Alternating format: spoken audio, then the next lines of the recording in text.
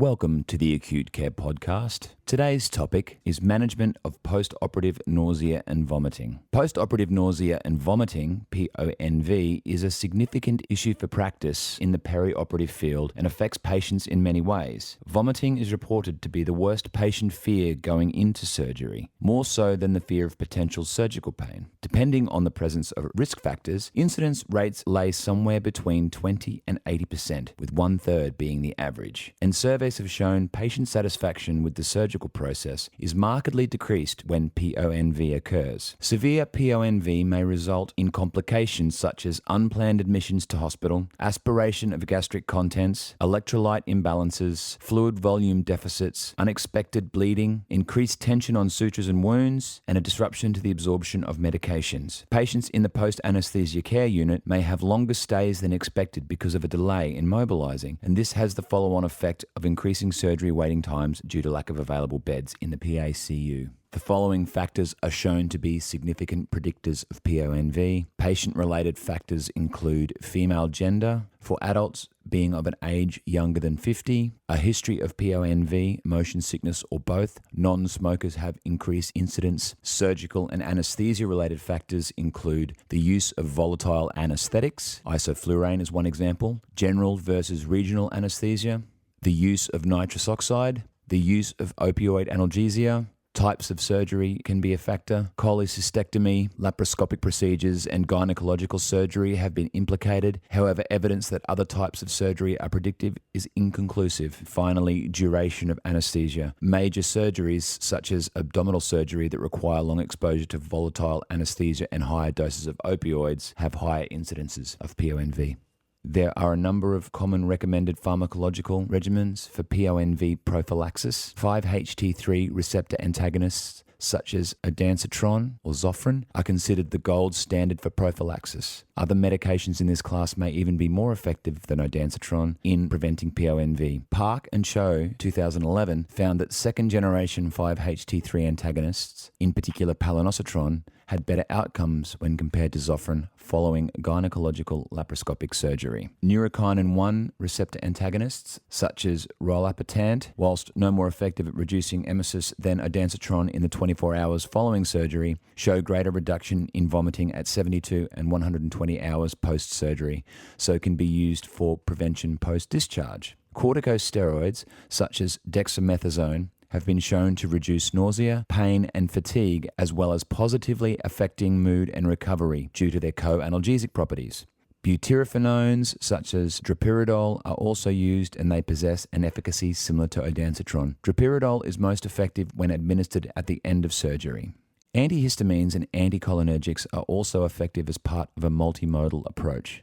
In addition, small amounts of midazolam given towards the end of surgery can be effective due to its anti-anxiolytic properties. Finally, propofol, when used as an anesthetic induction and maintenance agent, possesses antiemetic properties.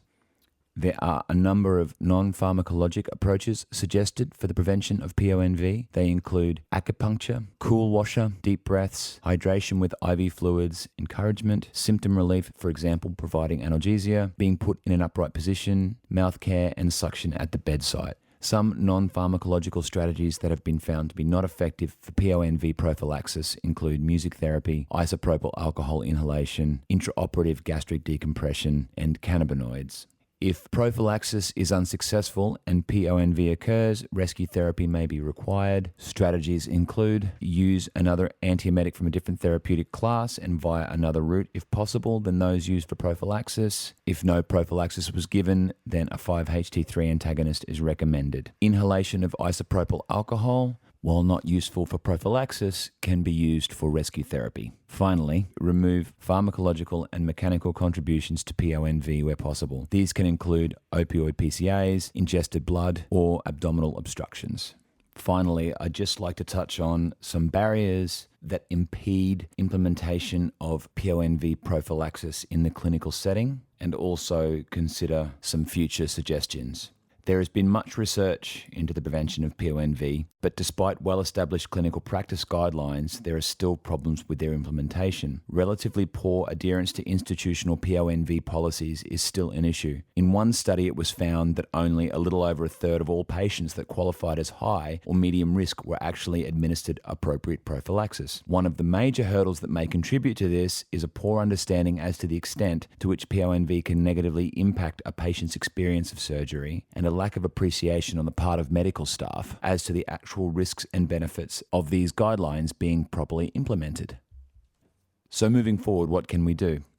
Well, GAN suggests that further research into more completely understanding the implications of PONV needs to be undertaken. Personalised individual management plans need to be created and implemented for patients based on their treatment preferences, cost effectiveness, and level of risk. Better screening is necessary, perhaps featuring a more consistent application of APFL risk stratification scores, for example, to more accurately identify high-risk patients and more suitably attribute resources to those who need them most. Anesthesiologists need to be made aware of the need for using and implementing risk assessment, and this needs to be emphasised as part of policy. In one study, when anesthesiologists received automatic reminders of a patient's risk score, the incidence of PONV in those patients decreased. APFL et al. Note that the effect of using multiple antiemetics is additive and the drugs are more effective in combination. Eberhardt and Morin concur with this and also strongly advocate the liberal use of a multimodal antiemetic protocol for all patients. Gan et al. Have identified that there are a number of relatively new additions to antiemetic regimes now currently available, and these should be considered along with the more traditional protocols. In general, antiemetics are very safe, have quite mild side effects, and are not particularly expensive. Staff need to be trained to recognise these facts and not be afraid to initiate thorough anti-emesis systems. By minimising patient and surgical risk factors and adopting a multifaceted approach incorporating proven non-pharmacological methods and a multimodal antiemetic regimen, this distressing and debilitating side effect of surgery can be more effectively managed.